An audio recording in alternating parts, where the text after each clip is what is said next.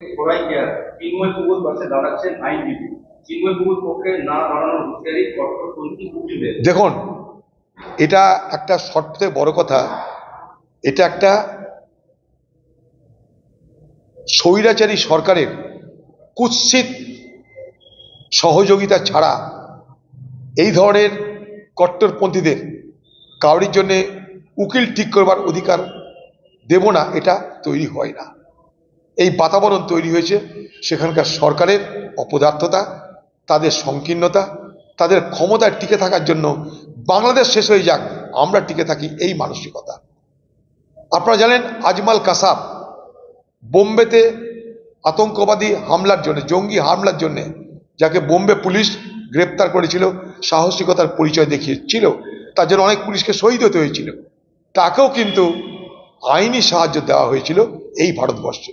অর্থাৎ ফাঁসির আসামি, দেশের মানুষকে হত্যা করতে যারা ফাঁসির আসামি হিসেবে চিহ্নিত হয়েছিল, তাকেও কিন্তু রক্ষা করার জন্য আইনি সাহায্য দেওয়া হয়েছিল। এটাই হচ্ছে ভারতবর্ষের গণতন্ত্র। উল্টো দিকে বাংলাদেশে, যেখানে চিন্ময় কৃষ্ণের হাতে না ব্লেড পাওয়া গেছে, না চাকু পাওয়া গেছে, বোমাগুলি পিস্তল ছেড়েই দিন, একটা গেরুয়া বসন পর একটা সন্ন্যাসী বা সাধু, তার অতীত আমি জানি না, তার ভালো মন্দ জানি না, কিন্তু যেটা আমরা দেখেছি সে হিন্দুদেরকে রক্ষা করার জন্য এবং সেই সঙ্গে সঙ্গে সংখ্যালঘু যারা মানুষ তাদেরকে রক্ষা করার আন্দোলন করেছিলেন। কোনো আন্দোলনের চেহারা নিয়ে, কোনো আন্দোলনের পদ্ধতি নিয়ে সরকারের কোনো আপত্তি থাকতে পারে, তার জন্য নিশ্চয়ই আইন অনুযায়ী ব্যবস্থা একটা সরকার নিতেই পারে।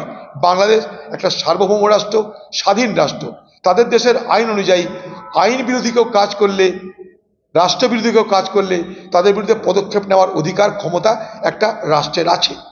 কিন্তু পৃথিবীতে এমন কোনো রাষ্ট্রকে আমরা সমর্থন করি না। আন্তর্জাতিক মানবতা, আন্তর্জাতিক অধিকারের প্রশ্ন, মানবিক অধিকারের প্রশ্ন, যে একজন ব্যক্তি যতই সে অন্যায় করে থাকুক তার আইনি সহযোগিতা পৃথিবীর কোথাও কেউ কেড়ে নিতে পারে না। এটাই গণতন্ত্রের সবথেকে বড় পরিচয়।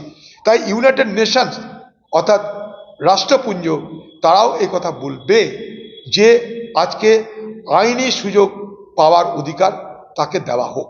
এটা সারা পৃথিবীর গণতন্ত্রপ্রেমী, সারা পৃথিবীর যারা সিটিজেন, ট্রু সিটিজেন, যারা সিটিজেন্স অফ দ্য ওয়ার্ল্ড, তারা কিন্তু কথা বলবে।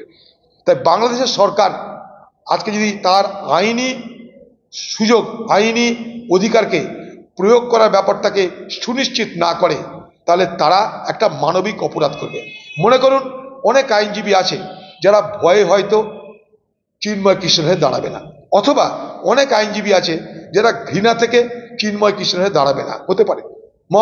আজমাল কাসাব বোম্বের জঙ্গি হানার নায়ক, তার বিরুদ্ধে, তার হয়ে সাধারণ আইনজীবীরা হয়তো ঘৃণাতে দাঁড়াতে নাও চেয়েছে। সরকার এবং ভারতবর্ষের সরকার মানে কি, ভারতবর্ষের আইন ব্যবস্থা, জুরিসপ্রুডেন্স, ভারতবর্ষের লিগাল সিস্টেম, তারা কিন্তু বাধ্য করেছে তাকে আইনি সাহায্য দিতে, এবং যাকে তাকে না খুব বড় একজন লয়ার আজমাল কাসাবের হয়ে লড়েছিল। তা এটাই হচ্ছে বাংলাদেশের সঙ্গে আজকে ভারতের এই ফারাকটা দেখতে পাচ্ছি। এটা দুর্ভাগ্যপূর্ণ শুধু নয়, এটা আগামী দিনের জন্য এক অশুভ সংকেত বহন করছে। তাতে বাংলাদেশের মানুষ তারাও ভালো থাকবে না, ভারতবর্ষের ক্ষতি করার আপ্রাণ চেষ্টা করবে।